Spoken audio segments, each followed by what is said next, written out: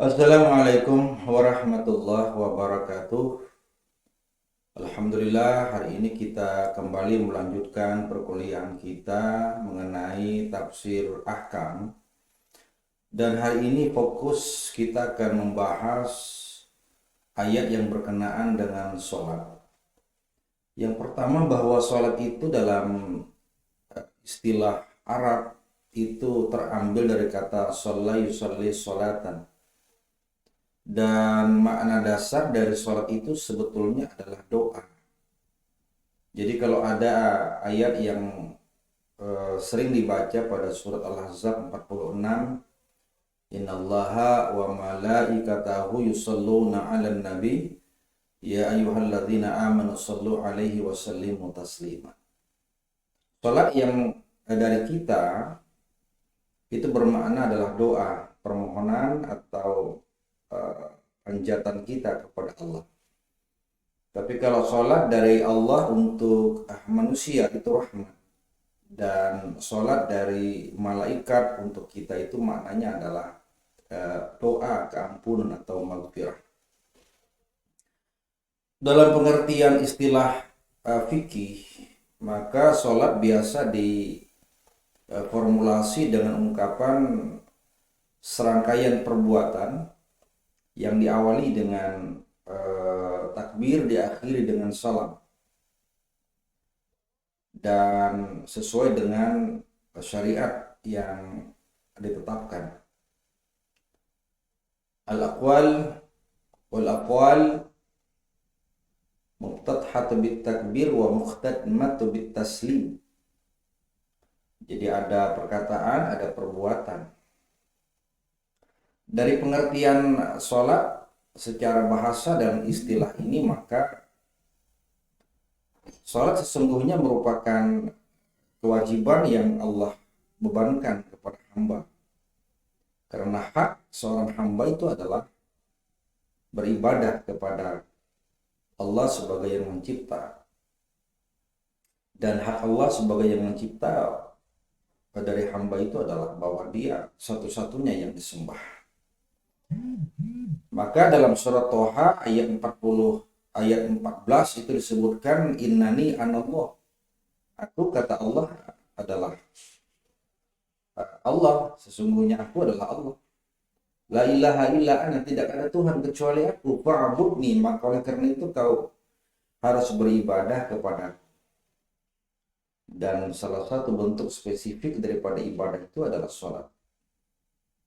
Aku adalah Allah, tidak ada Tuhan kecuali aku, maka sembahlah aku, beribadahlah kamu kepadaku, sholatlah kamu kepadaku.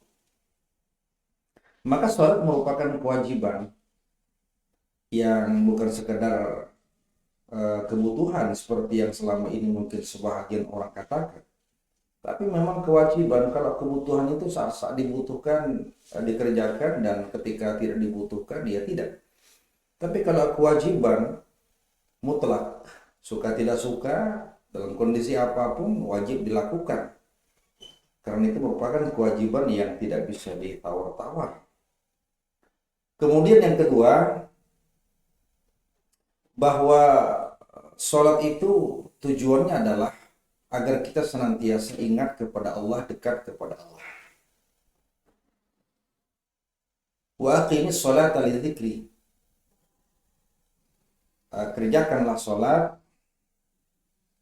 dengan tujuan agar Anda mengingat kepadaku. Maka muncul satu pertanyaan, kalau orang sudah ingat kepada Allah, perlukah lagi sholat? Karena tujuan sholat berdasarkan surat Toha 14 ini adalah aqimis sholata lidzikri. Kerjakanlah sholat agar kita bisa ingat kepada Allah. Kalau sudah ingat, apa tidak perlu lagi sholat? Maka jawabannya bahwa sholat itu adalah ketentuan dan kewajiban Allah yang sifatnya berwaktu. Ketika dia datang, tiba saatnya, maka wajib dikerjakan. Maka rotasi waktu itu senantiasa berputar. Kapan tibanya sholat subuh, wajib dikerjakan. Ketika tiba sholat zuhur, wajib dikerjakan. Ketika tiba sholat asar wajib dikerjakan, dan demikian pula dengan maghrib dan isya. Maka sepanjang rotasi ini berputar dan ketika terjadi pengulangan waktu itu tiba, maka ketika itu juga kewajiban sholat itu ya dikerjakan. Jadi tidak bisa kemudian beralasan di balik ayat bahwa kerjakan sholat agar kita ingat kepada Allah. Kemudian kalau sudah ingat, apakah kita tidak perlu lagi sholat? Pertanyaannya, sepanjang roda berputar, waktu berjalan, dan terus kewajiban itu pun tetap berjalan. Kita juga tidak tahu apakah kita bisa stabil, konsisten ingat kepada Allah, atau mungkin lupa kepada Allah. Itulah sebabnya kewajiban kita mengerjakan ibadah sholat merupakan kewajiban yang berulang-ulang. Jadi al-aslu fil amr litikrar. Hukum asal suatu perbuatan, perintah itu adalah dikerjakan berulang-ulang, tidak bisa sekali saja.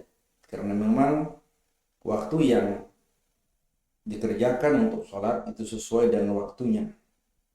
Inna sholata kanat 'alal mu'minina kitaban mawquta.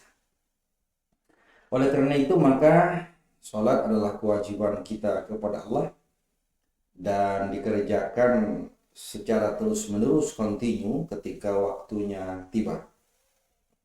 Lalu yang ketiga, ungkapan kata aqimis sholat.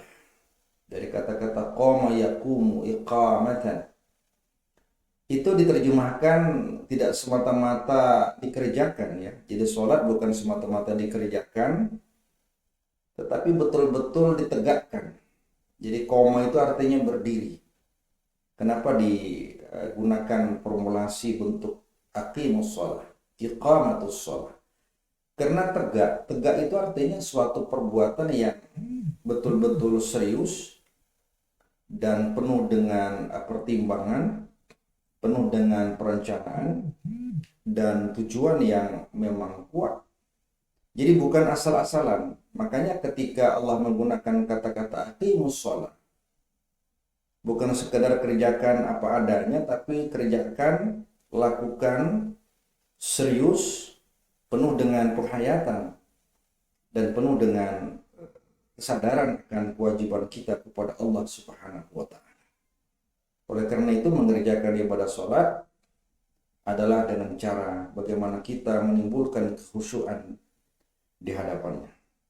Itu sebabnya maka penggunaan kata-kata iqamah atau aqimus shalah itu digunakan untuk menunjukkan bahwa perbuatan sholat tidak bisa dikerjakan asal-asalan, tapi harus dikerjakan secara serius ya, dan penuh kesadaran akan kewajiban kita kepada Allah di hadapan Allah Subhanahu wa taala.